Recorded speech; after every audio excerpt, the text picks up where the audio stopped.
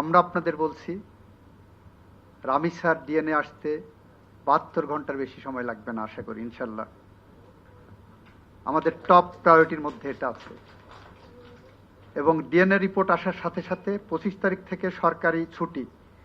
যদি আমরা ডিএনএ রিপোর্টটা তার আগে পেয়ে যাই, আমরা আশা করি তদন্ত যে গতিতে আগাচ্ছে, আমরা ঈদের আগে যদি চার্জশিটটা দিতে পারি, ঈদের পরপর আমরা বিচারিক প্রক্রিয়া শুরু করতে যা যা কর্মসূচি আছে সব কর্মসূচি গ্রহণ করে এই বিচারটাকে ত্বরান্বিত করার জন্য প্রসিকিউশনের পক্ষ থেকে যতটা ডিউ ডিলিজেন্স দেখানো সম্ভব,